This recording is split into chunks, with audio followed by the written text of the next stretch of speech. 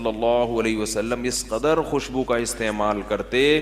صحیح حدیث میں آتا ہے کہ اللہ کے نبی کو یہ جو دنیا کی چیزیں ہیں نا، ان میں صرف دو چیزیں رغبت تھی. ایک نکاح کی کثرت، نکاح بہت کثرت سے کرتے تھے، اور دوسرا خوشبو کا کثرت سے استعمال.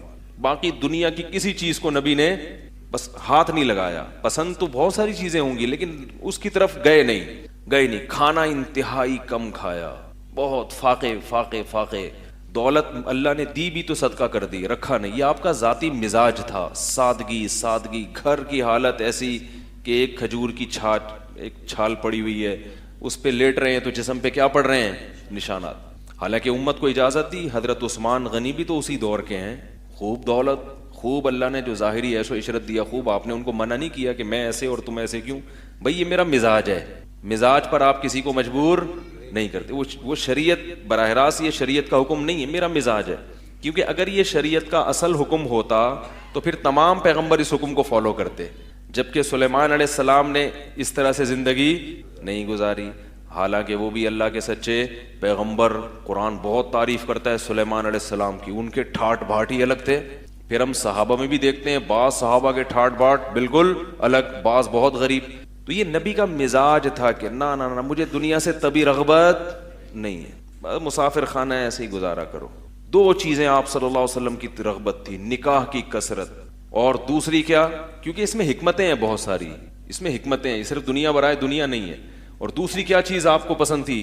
خوشبو، صفائی ستھرائی بہت زیادہ. اور پھر کیا؟ بدبو سے نفرت بہت زیادہ تھی نبی کو. صفائی بے انتہا. میں نے ایک بیان کیا ہے نا کہ ہمارے نبی کی سنت دانت صاف کرنا نہیں ہے، دانت صاف رکھنا ہے. دانت صاف کرنا آسان ہے. صبح اٹھو اچھے بچوں کی طرح دانت صاف کرو، رات کو دانت صاف کر کے سو جاؤ، تو صبح بھی صاف، رات کو بھی صاف. دن میں صاف نہیں ہوں گے. دانت 24 گھنٹے ہر وقت صاف رکھنا، یہ کس کی سنت ہے؟ پیغمبر کی. اور یہ سنت آپ کا مزاج نہیں، بلکہ یہ اس کی امت کو بھی کیا دیا آپ نے؟ ترغیب، کہ 24 گھنٹے دانت صاف رکھنے پڑیں گے. تبھی تو دیکھو ہر وقت مسواک. اور خلال بھی کر رہے ہیں. کھجور کی جو چھال ہوتی ہے نا، اس کے دھاگا نکال کے آپ صلی اللہ علیہ وسلم خلال کرتے تھے. دانتوں سے نکالا جائے جو کچھ دانتوں میں رہ گیا ہے. تو آج میں دیکھتا ہوں کوئی مسکراتا ہے، آدمی کہتا ہے یار پیسے لے لو، مسکراؤ نہیں. گھن آ رہی ہے دانتوں کو دیکھ کے. یہ تو ان کی بات کر رہا ہوں جو صبح شام دانت صاف کرتے ہیں، جو کرتے ہی نہیں ان کی. اور پھر اس سے بھی ایک اوپر کا درجہ ہے گٹکا خوروں کا، پان خوروں کا. گٹکا، پان بھی بری چیز ہے، اس سے آگے کی چیز کیا ہے؟ گٹکا.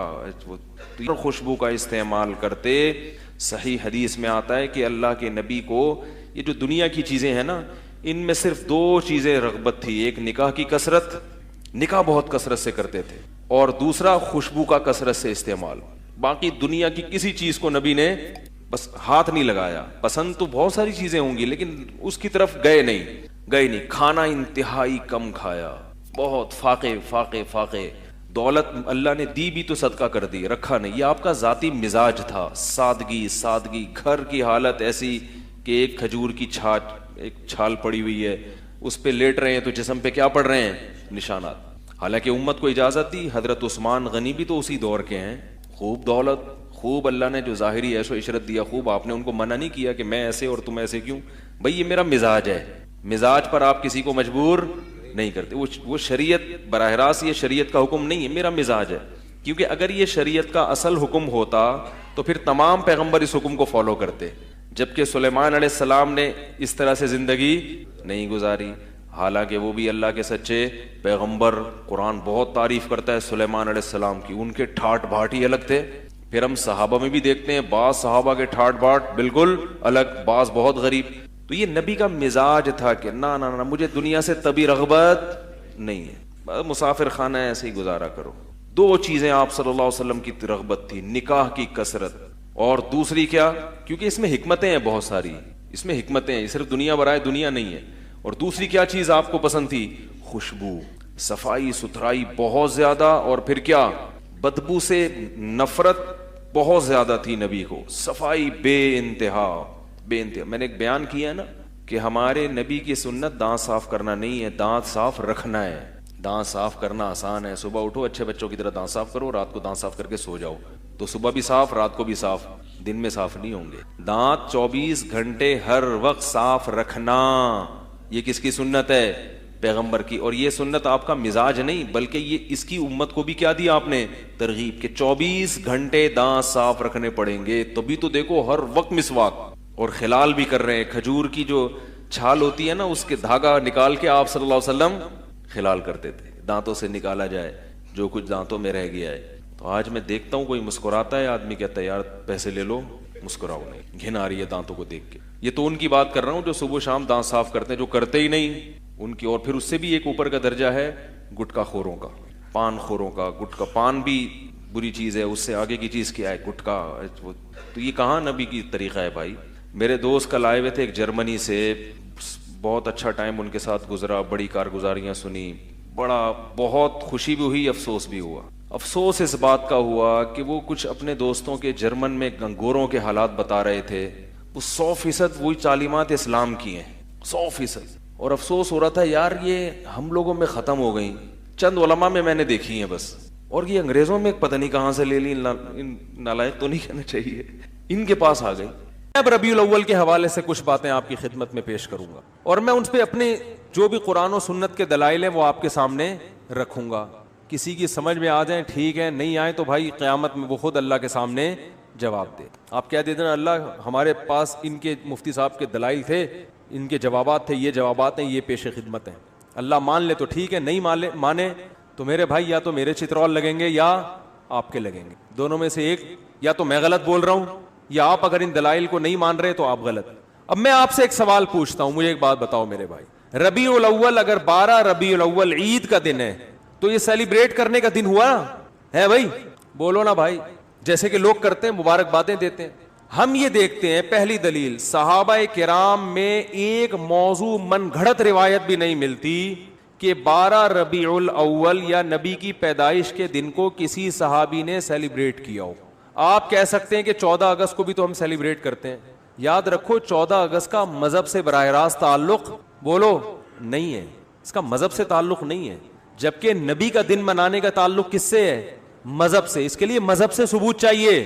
اور بھائی آپ ہر سال 1 جنوری کو اپنی بیگم کے ساتھ ٹور پہ نکلتے ہو, گھومتے ہو, کھاتے ہو, پیتے ہو. آپ کہتے ہو یار ہماری شادی ہوئی تھی تو بیگم آج وہ دن دوبارہ آ گیا قسمت سے, چلو تھوڑا سا انجوائے کرتے ہیں. لوگ سالگرہ مناتے ہیں نا بیگم کے ساتھ, اس کو بدعت تھوڑی کہا جائے گا. وہ بھائی اس کا مذہب سے کیا تعلق ہے؟ وہ آپ کی نجی زندگی. آپ 1 جنوری کو مناؤ, 10 کو مناؤ, 5 کو مناؤ, 6 کو مناؤ, نہیں مناؤ. آپ کا دل چاہ رہا ہے کہ مناؤ تو مناؤ, نہیں دل چاہ رہا تو طلاق ڈے مناؤ. آپ ہمیں کیا ہے, ٹھیک ہے نا, جو مرضی ڈے مناؤ آپ کی نجی زندگی ہے. دن منانے پر گورنمنٹ کی طرف سے بھی کوئی پابندی نہیں, اللہ کی طرف سے بھی کوئی پابندی نہیں. برتھ ڈے کی ہم مخالفت اس لیے کرتے ہیں کہ ہے یہ حماقت کہ آپ کی زندگی میں 1 سال کم ہو گیا, آپ خوشی منا رہے ہو. حماقت کا فتویٰ لگا رہے ہیں, بدعت کا فتویٰ نہیں لگاتے برتھ ڈے پر. ارے بعض کام بذات خود صحیح ہوتے ہیں لیکن وہ جس جذبے سے کیے جا رہے ہوتے ہیں وہ جذبہ کا تکی نہیں بنتا نا وہاں پہ, اس لیے کہا جاتا ہے غلط رسم ہے. تو برتھ ڈے تو بالکل ہی کامن سینس کے خلاف ہے.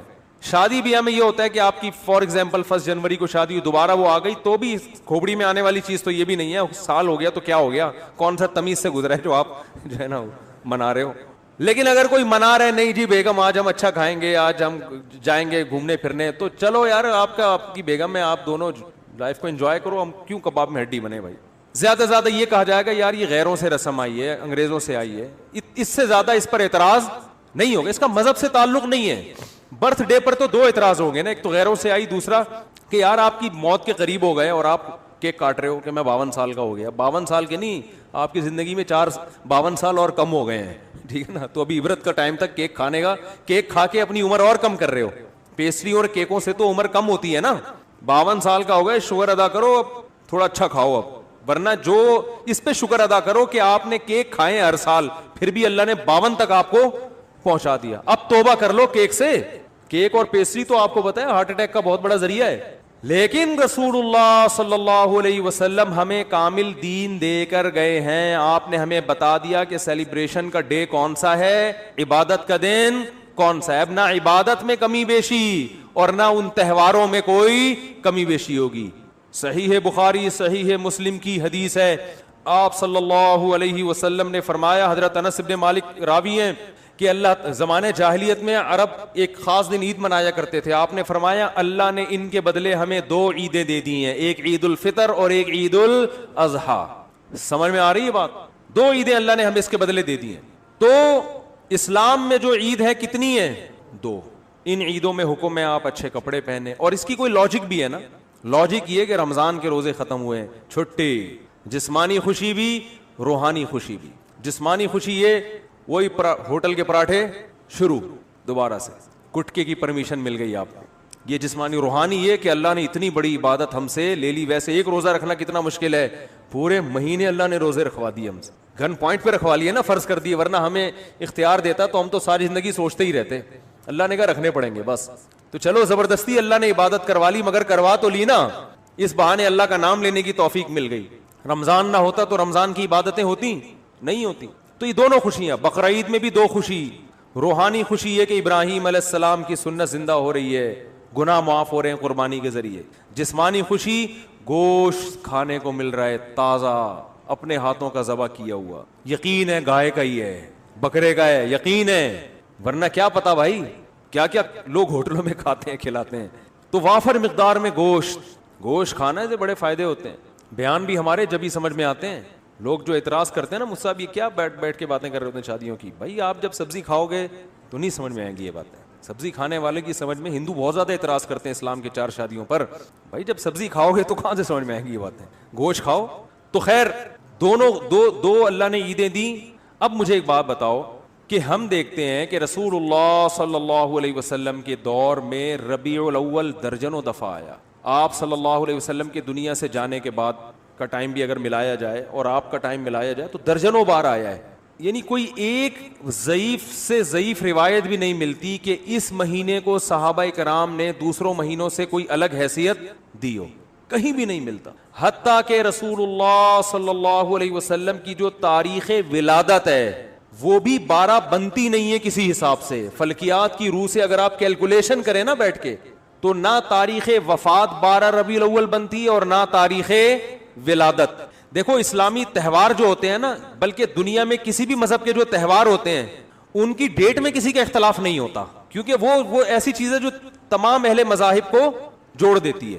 جیسے ہندو جو ہولی مناتے ہیں, جہاں بھی دنیا میں ہندو پایا جائے گا ایک ہی دن پہ منائے گا وہ ہولی. عیسائی کرسمس مناتے ہیں پوری دنیا کے کس دن؟ 25 کو. تہواروں میں اختلاف کسی مذہب میں نہیں ہوتا. مسلمان عید الفطر مناتے ہیں 1 شوال کو. کسی بھی مسلک کا مسلمان ہوگا شوال کی پہلی تاریخ, کیا دیوبندی, کیا بریلوی, کیا اہل حدیث, کیا شیعہ, کیا سنی, کیا حتیٰ کہ جو یعنی جن کی صرف اسلام کی طرف اپنی نسبت کرتے ہیں وہ لوگ, چاہے اسلام سے ان کا تعلق ہو نہ ہو, عید تہوار 1 شوال. وہ الگ بات ہے, 1 شوال میں فرق آتا ہے کہ ہمارے یہاں 1 شوال ایک دن پہلے تو وہاں ایک دن بعد, لیکن ہے 1 شوال. اور بقرعید 10 ذی الحجہ, ان میں کہیں اختلاف نہیں ہوتا. اگر 12 ربیع الاول تہوار ہے مسلمانوں کا تو اس کی تعیین میں اس قدر اختلاف ہے کہ آپ اگر کتابیں اٹھا کے دیکھو گے صحیح حدیث تو ایک بھی نہیں ملے گی, ایک بھی نہیں ملے گی. حتیٰ کہ احمد رضا خان بریلوی انہوں نے اپنی کتاب میں پورا ایک رسالہ لکھا ہے کہ نبی کی صحیح ولادت کی تاریخ کیا ہے, اس میں 8 ربیع الاول ثابت کیا انہوں نے. وہ کتاب کا حوالہ بھی میں نے دیا تھا. لوگ کہتے ہیں کہ انہوں نے اس سے رجوع کر لیا تھا, فرض کرو رجوع کر لیا تھا, لیکن پہلے پوری تحقیق پر ایک رسالہ لکھا اور رسالہ لکھ کے ثابت کیا کہ کون سی تاریخ ہے 8. یہ میرا کلپ یوٹیوب پہ موجود ہے. پھر اس سے رجوع کر رہے ہیں. اس کا مطلب کنفیوژن تو پیدا ہو گئی نا. تہواروں میں ایسی کنفیوژن بولو بھائی نہیں ہوتی. مجھے نہیں پتا رجوع کیا ہے کہ نہیں کیا, میں کہتا ہوں فرض کر لو رجوع کیا ہے. اول تو اتنے تحقیقی رسالے سے رجوع کرنا آسان نہیں ہوتا.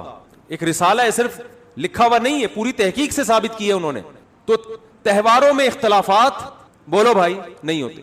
اب میں نمبر وار بتاتا ہوں آپ کو جلدی کہ کون کون سے دلائل ہیں جس سے پتا چلتا ہے کہ 12 ربیع الاول کوئی خوشی کا تہوار منانے کا دن نہیں ہے. نمبر وار دلائل. نمبر 1, صحابہ کرام میں ہمیں کوئی ضعیف روایت بھی نہیں ملتی کہ 12 ربیع الاول تو دور کی بات, پورے ربیع الاول میں کوئی انہوں نے الگ سے اس مہینے کو اہمیت دی ہو. اسلام میں 4 مہینے محترم ہیں, ان میں ربیع الاول کا نام نہیں آتا. سمجھ میں آ رہی ہے بات؟ اشہر حرم ہے نا, 4 مہینے محترم, ان میں ربیع الاول بولو بھائی نہیں ہے. حالانکہ نبی صلی اللہ علیہ وسلم اگر اس مہینے کو الگ سے اہمیت دیتے تو آپ صلی اللہ علیہ وسلم ان 4 محترم مہینوں میں جن میں قتال ناجائز تھا ان میں ربیع الاول کو سب سے پہلے رکھتے آپ. یہ دوسری دلیل مستقل ہو گئی ہے کہ اسلام میں جب 4 مہینوں کو محترم قرار دیا گیا تو اس میں ربیع الاول کا بولو نا نہیں ہے. تو پہلی دلیل نبی صلی اللہ علیہ وسلم نے اپنے دور میں کبھی بھی نہیں منایا, کوئی ایک ضعیف حدیث بھی نہیں ملتی. لوگ کہتے ہیں پیر کا روزہ رکھا ہے, میں اس طرف آ رہا ہوں ابھی. نمبر 2, صحابہ کرام نے خلفائے راشدین کے دور میں کوئی ایک جھنڈی کیا ایک تنکے کا بھی ثبوت نہیں ملتا کہ الگ سے اس مہینے کو کوئی پروٹوکول دیا ہو. نمبر 3, اسلام میں 4 مہینے محترم قرار دیے گئے, ان میں ربیع الاول کا تذکرہ بولو نہیں ہے. نمبر 4 کہ اسلام میں 2 عیدیں تو بڑی ہیں اور ایک عید ہے جمعے کی جو چھوٹی عید کہلاتی ہے. اس کا بھی عید کے ساتھ لک ہے نا, ایک روایت میں اس کو عید قرار دیا گیا ہے اور اس میں عید کے کچھ احکامات بھی ہیں, صرف زبانی کلامی قرار نہیں دیا گیا بلکہ عید کے بولو بھائی کچھ احکامات بھی ہیں. جو کہ مسجد آتے ہیں نا تو جمعے کے دن بھی نہا دھو کے, عید کے دن بھی اجتماع ہوتا ہے, جمعے کے دن بھی اجتماع ہوتا ہے, عید کے دن بھی 2 رکعتیں ہوتی ہیں, جمعے کے دن بھی 2 رکعتیں, عید کے دن بھی خطبہ ہوتا ہے, جمعے کے دن بھی خطبہ ہوتا ہے. تو ساری مشابہتیں کس کے ساتھ ہیں؟ عید بھی جمہور علماء کے نزدیک صرف شہر میں جائز ہے, عید بقرہ عید کی نماز گاؤں میں دیہاتوں میں جائز نہیں ہے. جمعہ بھی انہی جمہور علماء کے نزدیک صرف شہر میں جائز ہے, گاؤں دیہاتوں میں جمعہ جائز نہیں ہے. تو سارا لک آ رہا ہے کہ نہیں آ رہا, اور اس کو عید قرار. اور ایک مزید مشابہت کہ نبی صلی اللہ علیہ وسلم نے فرمایا کہ جمعے کے دن کو روزے کے ساتھ خاص مت کرو. جائز ہے روزہ رکھنا لیکن اسپیشل اس کی کوئی فضیلت نہیں ہے, پہلے سے رکھتا آ رہا ہے کوئی کنٹینیو تو ٹھیک ہے. الگ سے یہ کہنا کہ آج جمعے کا دن ہے بڑا دن ہے تو میں روزہ رکھوں گا, یہ ٹھیک نہیں ہے. کیوں؟ عید کے دن روزہ نہیں ہوتا نا, تو اب بڑی عید تو نہیں ہے لہذا روزے کو مکروہ قرار دیا گیا. اب مجھے ایک بات بتاؤ, سب سے پہلے جو قوم آئی وہ یہودی تھے نا, ان کے لیے جو بڑا دن تھا گویا مجازی عید تھا, وہ ہفتے کا دن تھا یا نہیں؟ آج بھی یہودی ہفتہ مناتے ہیں, ان کی مجازی عید کون سی تھی؟ ہفتہ. اس کے بعد آئے عیسائیوں کے لیے کون سا دن ہوا؟ اتوار.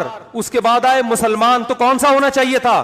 پیر کا دن نبی کی ولادت کا دن بھی ہے, اس بات کے زیادہ لائق تھا کہ یہ بڑا دن بنا دیا جاتا, اور اس بات کے لیے بھی کہ وہ ہفتہ اتوار پھر ہم اس کے بعد پیر, لیکن ریورس گیئر لگا دیا اسلام نے. نا نا نا نا نا, پیر کا دن نہیں بنے گا تمہارے لیے. بہت مشکل ہے بات سمجھانا, بہت مشکل. ماموں کو سمجھانا بولو بھائی, ماموں بنانا آسان ہے, ماموں کو سمجھانا مشکل. تو اسلام نے پیر کے دن کو پروٹوکول حالانکہ بنتا بھی تھا اور قیاس کا تقاضا بھی تھا کہ وہ ان کا جمعہ ہے, ان کا ہفتہ ہے, ان کا اتوار ہے تو ہمارا پیر ہونا چاہیے, ریورس. ورنہ بدعتیوں کو موقع مل جاتا کہ اسلام میں بڑا دن اس لیے ہے پیر, اس لیے کہ اس میں نبی کی ولادت, وہ سیلیبریٹ کرتے, اس کو مناتے, اور انہی بے اعتدالیوں کا شکار ہوتے جس کے یہود و نصارہ شکار ہوئے ہیں, کیونکہ وہ دیکھ لیا تھا اسلام نے کہ وہ یوم ولادت پہ کیا کرتے ہیں.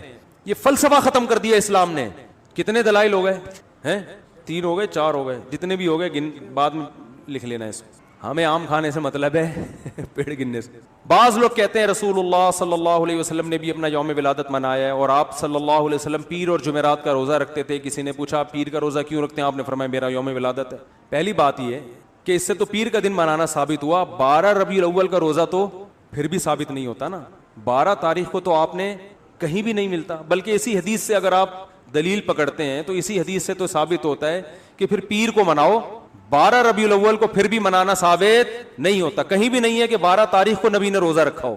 دوسری بات کہ پیر کو آپ صلی اللہ علیہ وسلم نے روزہ رکھا تو اس میں آپ نے اس کے تہوار ہونے کی اور نفی کر دی ہے, کیونکہ روزہ اور تہوار جمع نہیں ہوتے. روزہ رکھ کے آپ نے بتا دیا کہ اس دن کو سیلیبریٹ کرنے کا کہ تصور کو میں جڑ سے ختم کر رہا ہوں. عید الفطر کے دن روزہ ہوتا ہے. دیکھو پیر کا دن اس بات کے بھی امکان تھا کہ تہوار بھی ہو سکتا ہے اور نہیں بھی ہو سکتا. ہمیں دوسرے دلائل سے پتا چلا کہ یہ تہوار نہیں ہے, لیکن نبی صلی اللہ علیہ وسلم نے ان دلائل پر مہر لگا دی روزہ رکھ کے. کیا کر دیا بھائی؟ مہر لگا دی کہ اس میں سیلیبریشن کا جو تصور ہے نا وہ کھرچ کے ختم کر دیا جائے. کسی بھی دن کو روزہ رکھ کے منایا نہیں جا سکتا. خوشیاں ہمیشہ کھا پی کے منائی جاتی ہیں, بھوکا رہ کے نہیں منائی جاتی. کھانے پینے کے دن ہوتے ہیں خوشی کے دن. میں اس کی بہت سی مثالیں دیتا ہوں. آپ کا بیٹا پاس ہو گیا اچھے نمبروں سے, اتفاق سے, کراچی میں ہے تو ظاہر ہے پھروں سے پاس ہوا ہوگا, لیکن اس سے غرض نہیں, پاس ہو گیا, اچھے نمبر آ گئے اس کے. لوگ کہتے ہیں بہت خوشی ہوئی جی آپ کا بیٹا پاس ہو گیا, کچھ مٹھائی تو ہونی چاہیے. آپ کہتے ہیں ٹھیک ہے, خوشی میں کل صبح کا ناشتہ گول. نہ آپ نے صبح کا ناشتہ کرنا ہے نہ میں نے, بھوکا رہ کے سیلیبریٹ کریں گے, خوشی منائیں گے. کبھی ایسا دیکھا آپ نے؟ کیا ہو گیا بھائی؟ آپ کہہ سکتے ہیں شکرانے میں تو لوگ روزے رکھتے ہیں، تو شکرانے میں روزہ رکھنا وہ تو ایک عبادت ہے نا. ہم تو سیلیبریشن کی بات کر رہے ہیں. شکرانے میں روزہ اس لیے کہ اپنے آپ کو تھکایا جاتا ہے، تو وہ تو ایک عبادت ہے نا روزہ، تو اس میں تو اپنے آپ کو تھکائیں گے آپ. خوشی منانا میں کھانا پینا کے بغیر خوشی نہیں منائی جاتی. خوشی میں کھانا پینا لازمی عنصر ہے. دنیا کے ہر مذہب میں، دنیا میں کوئی ایسا مذہب نہیں ہے جو خوشی بھوکا رہ کے مناتا ہو. دیکھو نبی صلی اللہ علیہ وسلم نے فرمایا للصائم فرحتان، روزے دار کے لیے دو خوشیاں ہیں، فرحتیں ہیں. ایک جب جنت میں اجر ملے گا، اور ایک جب افطاری کے لیے بیٹھتا ہے وہ. تو روزے دار کو بھی خوشی روزہ رکھ کے نہیں ہوتی، روزہ کھا کے ہوتی ہے. تو کیا مطلب؟ نبی نے بتایا کہ صبح سے شام تک جو تم خوشی لیس زندگی تم نے گزاری ہے نا روزے کی حالت میں، اس میں خوشی بالکل بھی نہیں تھی، فرحت نہیں تھی.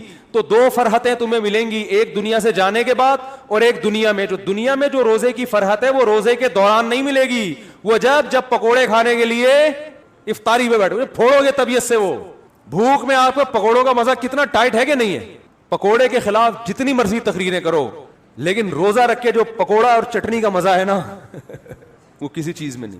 تو نبی نے کیا فرمایا؟ روزے دار کے لیے مشہور حدیث ہے، روزے دار کے لیے دو خوشیاں. تو یہ نہیں فرمایا روزے دار صبح سے لے کر مغرب تک بہت خوشی خوشی زندگی گزار رہا ہوتا ہے، ایک دم ٹینشن میں آ جاتا ہے دسترخوان دیکھ کے. تو روزے دار کو بھی خوشی کس وقت ملتی ہے بھائی؟ جب وہ کھانے کے لیے دسترخوان پہ بیٹھتے. انسانی نیچر ہے، بھوکا رہ کے خوشی نہیں ہوتی. میں جس دن روزہ رکھ کے یہاں بیٹھتا ہوں نا بیان کرنے، تو مجھ سے نہیں ہو رہا ہوتا، عجیب سب پھیکا پھیکا منہ، غصہ آ رہا ہوتا ہے مجھے لگتا ہے کہ پھر میں کہتا ہوں یار جس دن بیان ہو اس دن روزہ نہ رکھے آدمی، اس کی سزا پھر عوام بھگتتی ہے. تو روزے میں ہوتا ہے انسان نہیں، ٹینشن ہوتی ہے تھوڑی سی اس کو، وہ راحت نہیں ہوتی، نہ چہرے پہ نہ خوشی ہوتی ہے. تو ٹینشن ہے نا، تبھی تو عبادت ہے. تو آپ کی جناب شادی ہوئی، لوگ کہہ رہے ہیں ماشاءاللہ ماشاءاللہ بھائی مبارک ہو، کچھ تو ہو جائے. تو آپ خوشی میں ولیمہ کھلاتے ہو، کیونکہ نبی نے بھی کیا کیا تھا؟ کھانا کھلایا تھا. روزہ رکھ کے نکاح کو سیلیبریٹ نہیں کیا. آپ نے یہ نہیں کہا کہ آج میرا نکاح ہوا ہے تو میرا بھی کل روزہ اور تمام صحابہ کا کل روزہ، ایسا نہیں. صحابہ عرض کرتے یا رسول اللہ آپ کا نکاح ہوا ہے، روزے تو ہم رکھتے ہیں لیکن یہ تو روزے کا موقع نہیں، یہ تو خوشی کا موقع ہے، اس میں تو کھانا کھلانا ہے. یہاں تک کہ نبی نے سفر میں نکاح کیا تو سفر میں آپ کے پاس ولیمے کے اسباب نہیں تھے، تو آپ نے صحابہ سے فرمایا، رخصتی ہوئی اگلے دن آپ نے صحابہ سے فرمایا کہ جس کے پاس کوئی کھانے کی اچھی چیز ہے دسترخوان پہ لے آؤ، سب مل کے کھائیں گے. تو اپنے خرچے پہ بھی کھلانا ضروری نہیں ہے ولیمے میں. اگر نہیں ہے بھائی ابھی سفر میں ہے، کوئی بات نہیں یار تھوڑا سا اللہ گلا ہو جائے گا، آؤ سب بیٹھ کے ایک دسترخوان پہ کھاتے ہیں، اس کا اپنا مزہ ہے نا. تو نبی نے ہمیشہ خوشی منائی ہے کھانا کھا کے، روزہ رکھ کے خوشی نہیں دنیا کے کسی مذہب میں نہیں منائی جاتی.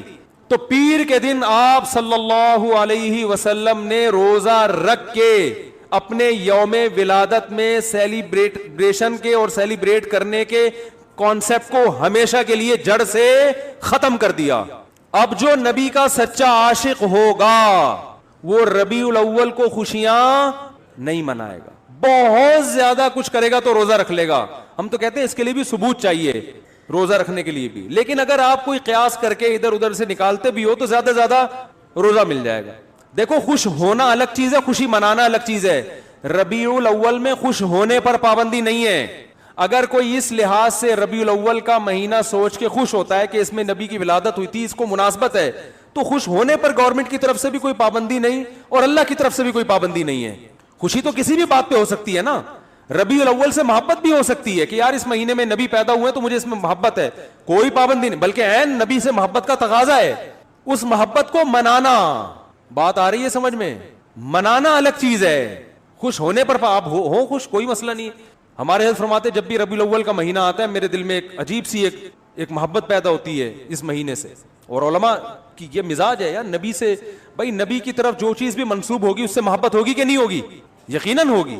ہم جاتے ہیں مدینہ منورہ، رسول اللہ صلی اللہ علیہ وسلم کا حجرہ یہاں تھا مدینہ میں، دیکھ کے خوشی ہوتی ہے نا، ایک محبت کے جذبات ابھرتے ہیں، یار نبی کی نسبت ہے، یہاں حجرہ تھا امی عائشہ کا، یہاں یہ امی عائشہ کا حجرہ، یہ نبی صلی اللہ علیہ وسلم کے بیٹھنے کی جگہ، یہ امامت کی جگہ، دیکھ کے ایک ایمان تازہ ہوتا ہے. لیکن کرنا کچھ نہیں ہے وہاں، کیونکہ کچھ کرنے کے لیے ثبوت کی ضرورت ہے. وہاں کرنا کچھ نہیں ہے، زیارت کر کے خوش ہونا ہے، اللہ سے دعا مانگنی ہے کہ اللہ ہمیں نبی سے اور محبت نصیب فرما. کرنا کچھ نہیں ہے، کرنا جہاں جہاں جو کچھ ہے وہ نبی نے بولو بھائی بتا دیا کہ یہاں یہ کرنا ہے، یہاں یہ کرنا ہے. طواف کی جگہ کہاں ہے, اعتکاف کی جگہ کہاں ہے, صفا مروہ کی سعی کہاں ہوگی, رمی کہاں ہوگی, قربانی کہاں ہوگی, یہ سب چیزیں نبی نے بتا دی ہیں. اب آپ کو کب مینا میں قربانی ہوتی ہے نا, آپ جوش میں آئے کہ یار مجھے تو نبی کے جگہ سے اتنی محبت, جہاں آپ کا حجرہ تھا, میں فرتے محبت میں دیوانہ ہو گیا, میں قربانی وہاں کروں گا. نبی کی یاد کوئی کر سکتا ہے؟ سعودی گورنمنٹ پکڑ کے فوراً جیل میں ڈال دے گی. او بھائی قربانی نبی نے بھی کہاں کی ہے؟ مینا میں کی ہے. دم بھی مینا میں دینا پڑے گا, حرم میں, حدود حرم میں. تو ہر چیز کی لوکیشن, جگہ جہاں کیا کیا کرنا ہے وہ نبی نے بتا دیا ہمیں. اخپل طریقے سے نہیں چلنے کی اجازت آپ کو. ایک تھوڑی سی دلیل اور رہ گئی, یہ ٹاپک بہت اہم ہے نا, اس کو مکمل ہونے دیں. میرا خیال یہ تھا اس پہ کہ نبی نے روزہ رکھ کے بتا دیا کہ اس کو سیلیبریٹ کرنے کا کوئی تصور بولو بھائی نہیں. ایک اور دلائل تو ایسے بہت ہیں, بس وقت ختم ہو رہا ہے تو ایک آخری دلیل لے کے پتلی گلی سے نکلتے ہیں. اسلام میں جتنے تہوار ہیں وہ دن کی روشنی میں ہیں, راتوں کو بولو بھائی نہیں. رات کو تہوار منانا یہ یہود و نصارہ کا کلچر ہے. رات کو اسلام نے تہوار نہیں رکھے. شب برات بھی اسلام میں اسی وجہ سے نہیں ہے. جو 15 شعبان ہے نا, اس کی رات میں عبادت ہے, تہوار نہیں ہے. سمجھ رہے ہو, راتیں عبادت کے لیے, تہواروں کے لیے نہیں ہے, سونے کے لیے اور عبادت کے لیے. عیسائی کرسمس کب مناتے ہیں؟ رات کو. ہندو دن میں ہولی مناتے ہیں, مگر ان کی جو رسومات کا بہت زیادہ حصہ رات کے وقت بھی ادا ہوتا ہے. رات کو اسلام نے تہوار اس لیے نہیں رکھے کہ رات میں انسان کی توجہ گناہوں کی طرف جانے کا خطرہ زیادہ ہوتا ہے. اور شاعر اسلام دن کی روشنی میں ادا کیے جاتے ہیں, شاعر اسلام, کیونکہ وہ اسلام کی ایک معرفت کا ذریعہ ہیں.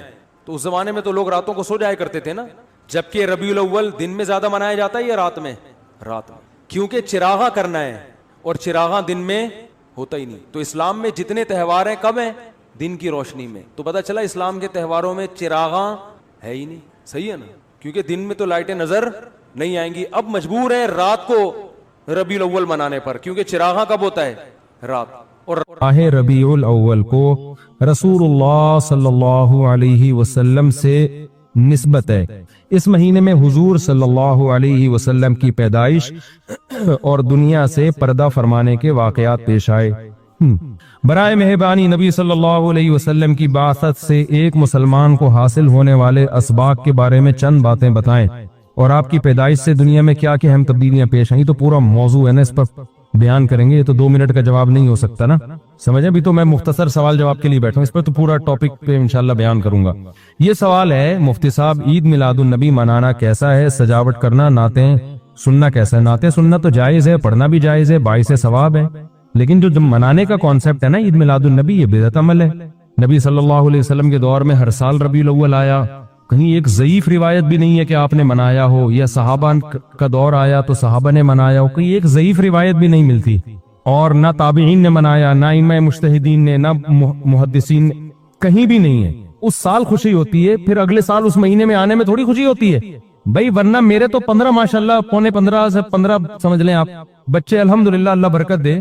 تو اور وہ ہر مہینے میں کوئی نہ کوئی بچہ مارکیٹ میں آیا ہے. جنوری میں بھی کچھ آئے ہیں, کچھ فروری میں آئے ہیں, کچھ مارچ میں آئے ہیں. تو کیا مجھے جنوری میں بھی خوشی ہوتی ہے, مجھے فروری میں بھی خوشی ہوتی ہے, مجھے مارچ میں بھی خوشی ہوتی ہے؟ مجھے اس وقت خوشی ہوتی ہے جب نیا ورژن مارکیٹ میں آتا ہے, جب اطلاع ملتی ہے خیر خیریت سے اللہ نے ایک اور بیٹا یا بیٹی دے دی, اس وقت میں خوش بھی ہوتا ہوں, عقیقے کی بھی کوشش کرتا ہوں, مبارک باتیں لیتا بھی ہوں, مبارک باتیں پارسل کرتا بھی ہوں. اگلے مہینے وہی سال آتا ہے تو ہمیں تو یاد نہیں ہوتا کہ اس مہینے ہمارا بچہ پیدا ہوا تھا, کسی کو بھی یاد نہیں ہوتا, اپنا یاد نہیں ہوتا کہ ہم اس مہینے پیدا ہوئے تھے. یہ تو سالگرہ کا کانسیپٹ گوروں کا ہے, انگریزوں کا ہے, اسلام کا تھوڑی ہے. یہ یوم پیدائش منانا یہ کس کا کانسیپٹ ہے؟ انگریزوں کا کانسیپٹ ہے. وہ 25 دسمبر یوم پیدائش مناتے ہیں, وہ اپنا یوم پیدائش بھی مناتے ہیں, برتھ ڈے جسے کہا جاتا ہے. اسلام میں برتھ ڈے کا کوئی تصور ہے نہیں ہے نا تصور. تو نبی کا برتھ ڈے بھی منانا کہاں سے جائز ہو گیا؟ اور اہم ترین بات یہ کہ رسول اللہ صلی اللہ علیہ وسلم نے پیر کے دن روزہ رکھا ہے, اور آپ نے یہ فرمایا کہ یہ میرا یوم ولادت ہے. اب روزہ اور جو تہوار ہیں, خوشی کے تہوار, وہ دونوں جمع ہو سکتے ہیں. عید کا دن روزے کا ہو سکتا ہے. روزہ رکھا شاید اسی حکمت سے کہ لوگ اس کو خوشی کا دن بنانا نہ شروع کر لیں. عید کے دن روزہ رکھنا جائز ہے. رمضان ختم ہوگا تو عید آئے گی, ختم نہیں ہوگا تو عید نہیں آئے گی. تو تہواروں پہ نہاتا بھی ہے انسان, بتیاں بھی لگاتا ہے, اچھے کپڑے بھی پہنتا ہے, اچھے چپل بھی پہنتا ہے, مبارکبادیں بھی دیتا ہے. نبی نے پیر کا روزہ رکھ کے بتا دیا کہ آج منانے والا دن نہیں ہے. سمجھتے ہیں, اس کو سیلیبریٹ نہیں کر سکتے, کیونکہ روزہ اور تہوار ایک دوسرے کے اپوزٹ ہیں. جمعے کا دن بھی اسلام میں ایک قسم کی عید ہے. نبی نے جمعے کے دن کے بھی روزے کے ساتھ خاص کرنے سے منع کیا آپ صلی اللہ علیہ وسلم نے, کیونکہ اس میں بھی نہاتے دھوتے صاف ستھرے کپڑے پہنتے ہیں, 2 رکعتیں پڑھنے, ایک طرح کا یہ بھی خوشی کا دن ہے, بڑا دن ہے. لہذا جمعے کو بھی نبی صلی اللہ علیہ وسلم نے اسپیشلی روزہ رکھنا کہ جمعے کا اس لیے میں رکھوں گا, یہ منع ہے. ویسے آپ کو چھٹی ہوتی ہے کسی کی, آسان ہے جمعے کا, وہ ایک الگ بات ہے, لیکن اسپیشل فضیلت سمجھ کے جمعے کا روزہ رکھے گا تو یہ عمل کیا ہو جائے گا؟ بدعت. تو آپ ایک طرف اس کو عید کا دن بھی کہہ رہے ہو, اور ایک طرف آپ کہہ رہے ہو کہ یوم ولادت پہ نبی نے بخاری کی حدیث سے روزہ بھی رکھا ہے. تو یہ باتیں نبی کی تعلیمات کے بالکل اگینسٹ ہیں. سمجھتے ہو؟ ایک اور بات جو میں اکثر کرتا رہتا ہوں کہ یہودیوں کے لیے بڑا دن تھا اتوار, ہفتہ, جو ان کا ایک قسم کا عید کا دن نا, مبارک دن. عیسائی یہودیوں کے بعد آئے, ان کے لیے کون سا ہو گیا؟ اتوار. چرچ جاتے ہیں نا, اور بڑا دن ان کے لیے اتوار ہے نا. تو ہم عیسائیوں کے بعد آئے تو ہمارے لیے پیر ہونا چاہیے تھا, لیکن اسلام نے پیر نہیں, حالانکہ وہ تو نبی کا یوم ولادت بھی ہے, تو وہ تو بطریق اولا ہونا چاہیے تھا, لیکن اسلام نے کیا کر دیا؟ نہ اس دن کو اہمیت نہیں دی, نہیں, واپس جمعے کو چلے جاؤ. شاید اس میں یہ حکمت تھی کہ کہیں یوم ولادت کو سیلیبریٹ کرنا نہ شروع کر دیں لوگ, مبارکبادیں دینا نہ شروع کر دیں, منانا نہ شروع کر دیں. تو روزہ تو بالکل تہوار کے اگینسٹ ہے, اور ویسے بھی عید میلاد النبی رات کو منائی جاتی ہے زیادہ. اسلامی تہواروں میں کوئی تہوار بھی رات کو منانے کا نہیں ہے. اسلام میں راتیں عبادتوں کے لیے ہیں, منانے کے لیے نہیں ہے. تہوار ہمیشہ دن میں منائے جاتے ہیں. جمعے کی نماز دن کی روشنی میں ہوتی ہے, مغرب کے بعد ہوتی ہے. ہم جمعہ جو مناتے ہیں دن کی روشنی میں مناتے ہیں نا. عید الفطر کب مناتے ہیں؟ مغرب کے بعد, نہا دھو کے تیار ہو کے گلے ملتے ہیں یہ صبح کے وقت. عید الاضحیٰ کب ہوتی ہے؟ صبح کے وقت. غیر مسلموں کے تہوار رات کو ہوتے ہیں. عیسائیوں کا کرسمس کب ہوتا ہے؟ رات کو. رات کو سارے آپ عیسائی دیکھ لیں گے وہ چمک دمک کے جا رہے ہوں گے, اور صحیح ہے نا. اسلام میں تہوار دن میں, رات میں نہیں ہے. راتیں سونے کے لیے یا عبادت کرنے کے لیے. لیلۃ القدر یہ تہوار ہے یا عبادت کی رات ہے؟ یہ دن میں یا رات میں؟ بولو. شب برات 15 شعبان یہ عبادت کی رات ہے یا تہوار ہے؟ اس میں اختلاف ہے علماء کا. جمہور عبادت کے قائل ہیں, تو عبادت کی رات ہے تو عبادت کی ہے نا, لیکن وہ دن میں یا رات میں ہے؟ وہ رات میں. تہوار کب ہوتے ہیں؟ دن میں ہوتے ہیں اسلامی. اور عبادت کی راتیں کون سی ہوتی ہیں؟ وہ رات میں ہوتی ہیں. سمجھتے ہو کہ نہیں سمجھتے ہو؟ عیسائیوں کے ہاں, یہودیوں کے ہاں الٹا ہے. ان کے تہوار کب ہوتے ہیں؟ رات کو. رات میں جشن کرتے ہیں. تو آپ عید میلاد النبی میں چراغاں کر رہے ہو رات میں, منا کب رہے ہو؟ رات میں. یہ تو ویسے ہی عید کا جو اسلام نے کانسیپٹ دیا اس کے بالکل اگینسٹ ہے. یہ یہود و نصارہ کا طریقہ ہے رات میں منانا. اور اس میں ایک حکمت بھی ہے, راتوں میں اگر آپ کو تہواروں کی اجازت دے دی جائے نا, تو راتوں میں اس طرح کی ایکٹیویٹیز سے گناہ کی طرف جانے کا خطرہ زیادہ ہوتا ہے. تبھی عیسائیوں میں کرسمس میں گڑبڑیں بھی بہت ہوتی ہیں, شرابیں بھی پی جاتی ہیں, بہت کچھ ہوتا ہے. اسلام نے صبح صبح اچھے بچوں کی طرح رات کو جلدی سو جاؤ, صبح صبح نہا دھو کے مسجد آؤ, مصلی آؤ, عید ملو, کھاؤ پیو, موج مستی کرو, پتلی گلی سے نکل جاؤ. تو اس میں موج مستی میں شراب کباب آتا ہی نہیں ہے نا, آئے گا ہی نہیں, کیونکہ وہ تو راتوں کے کام ہے شراب کباب, دن کے کام تھوڑی ہے. لیکن آپ نے جو عید میلاد النبی کا کانسیپٹ پیش کیا وہ نبی کے عمل کے بھی خلاف. نبی روزہ رکھ رہے ہیں پیر کے دن, اور نبی صلی اللہ علیہ وسلم تہوار منانے کا حکم دے رہے ہیں دن کے وقت میں. آپ نے کہا نہیں رات کو منائیں گے ہم. نبی صلی اللہ علیہ وسلم نے ہمیں کہا کہ لِكُلِّ قَوْمٍ عِيدٌ وَلَنَا عِيدَانِ, ہر قوم کے لیے ایک دن عید کا ہوتا ہے, ہمارے لیے 2 دن. آپ نے کیا کر دیے؟ 3 دن. اس حدیث کی بھی آپ نے مخالفت کر دی. کو ہر سال منانا, اس کے لیے شرعی دلیل کی ضرورت ہے. اہل بیت کی تعلیمات کو فالو کیا جائے گا. آپ کسی کی محبت میں اس کی تعلیمات کو نہیں توڑ سکتے. اہل بیت کی بھی یہی تعلیمات ہیں کہ صبر سے کام لینا چاہیے ہمیں. اور غم منانا بھی اگر کسی کا ہونا, جیسے آپ کے والد کا انتقال ہو گیا, تو اس میں بھی شریعت آپ کو اجازت نہیں دیتی کہ آپ کالے کپڑے پہنے غم منانے کے لیے, بلکہ اس میں بھی شریعت کیا کہتی ہے کہ غم پہ صبر کریں. جو آنسو آپ روک سکتے ہیں اس کو بہائیں نہیں, اور صبر کریں. تو غیر یعنی اختیاری طور پر جو آپ کو رونا آ رہا ہے وہ معاف ہے. تو جب غم پہنچا ہو اس وقت شریعت آپ کو غم کے طور پہ کالے کپڑے پہننے کی اجازت نہیں دے رہی. تو جب غم 1400 سال پرانا ہو اور ہر سال اس تاریخ پہ آپ کو منانے کی شریعت کیسے اجازت دے رہی ہے؟ یہ تو ایک طرح کی برسی ہو گئی نا. نبی صلی اللہ علیہ وسلم کے وفات سے بڑا غم کوئی اس امت کو ہوگا؟ ربیع الاول میں آپ صلی اللہ علیہ وسلم کی وفات ہوئی، لیکن ربیع الاول ہر سال آتا تھا، صحابہ، تابعین، تبع تابعین، خود اہل بیت کیا اس ربیع الاول میں کوئی غم مناتے تھے؟ بالکل بھی نہیں۔ اس مہینے میں شادیاں بھی کرتے تھے، جو خوشی کی بات ہوتی تھی اس پہ خوشی بھی مناتے تھے۔ تو ہمیں نہیں ملتا کہ صحابہ، تابعین یا خود اہل بیت نے یا سیدنا حسن اور حسین رضی اللہ عنہما یا سیدنا علی ابن ابی طالب رضی اللہ عنہ کی یہ تعلیمات ہو کہ غم کو ہمیں منانا ہے کالے کپڑے پہن کے یا کسی بھی طریقے سے اسلام میں غم منانے کی آپ کو اجازت نہیں۔ بعض لوگ یہ دلیل دیتے ہیں کہ حضرت حسین رضی اللہ تعالیٰ عنہ کا غم تو نبی نے بھی منایا ہے، اور نبی صلی اللہ علیہ وسلم نے جب یہ بتایا کہ امت میرے نواسے کو شہید کرے گی تو آپ رونے لگے۔ دیکھیں جب نبی کو اطلاع ملی تھی تو آپ غمزدہ ہوئے تو آپ کا رونا بالکل بجا تھا۔ تو کسی کو یہ اطلاع ملے کہ فلاں جگہ یہ واقعہ ہو گیا ہے، اس کو غم ہوا ہو اور وہ رو لیتا ہے تو اس میں کوئی حرج نہیں، یہ تو نیچرل ہے۔